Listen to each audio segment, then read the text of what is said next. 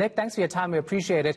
I heard you yesterday on Bruce Whitfield's show, Going Home from the Office, and I had to get you on because there's so many people right now, during this lockdown period, trying to start a side hustle. How do we go about it, given our current circumstances? Absolutely. So the book I've written is to try and help people get from zero to who do you sell to.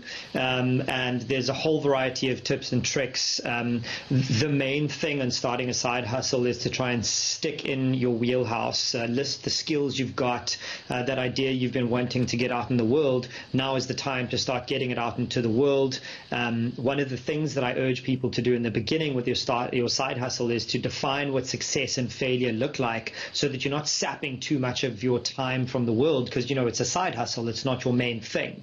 There's a whole lot of tips, like who you should sell to, the 3 F's: friends, family, and fools, people who are brave enough to buy your first product.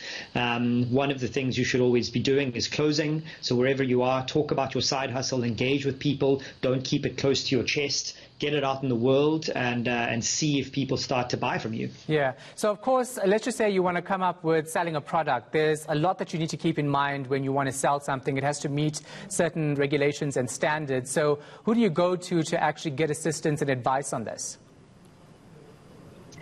To be honest, I think you can always research yourself as a start point, and this is what a lot of people suffer from, is that they put their own roadblocks in their way so that they don't start because they don't have a logo or they don't have a professional advising them.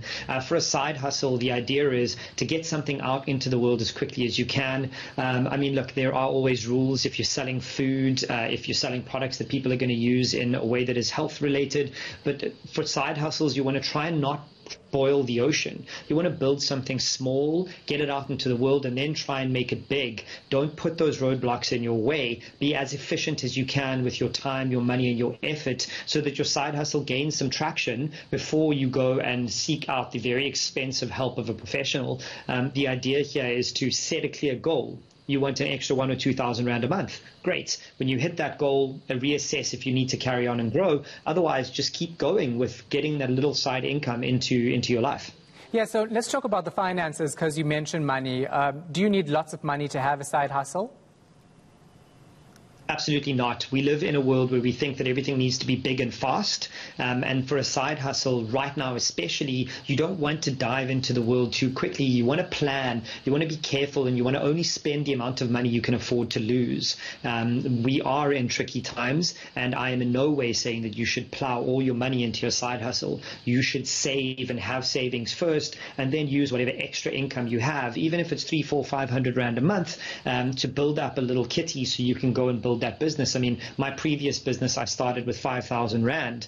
You can take your side hustle with no money and just put effort in and acquire lots of different skills over time, and then sell those skills. There's lots of ways to make extra income, and it's not about plowing your life savings into this business, and if you fail, you're dead in the water. Side hustles are supposed to be fun side projects that give you extra income to complement the existing revenue that you have. And with social media now, it must be much more easy to advertise your products for free. Absolutely. People often get stuck with who do you sell to and where do you go to sell? Well, you have an email address, and that email address has got hundreds of people that you've contacted over your lifetime. Start emailing people. You have a Facebook account. You're talking on Instagram to people all day. Use those platforms. As long as you're telling a really good story in a really good way, and you're not hard selling and trying to get people to part with their money, if you really believe in your product, the story is going to come out, and people will gravitate towards that good story and buy the thing that you're wanting to sell. All right, thank you so much for your time and your insight. Before you go, just punch your book for us a bit. Where can people find it? You can get it at my website. That's NHARRY.com. Or as of today, you can get it on Amazon.com. All right, thanks for that. Appreciate it. Author Nic Hara-lambous.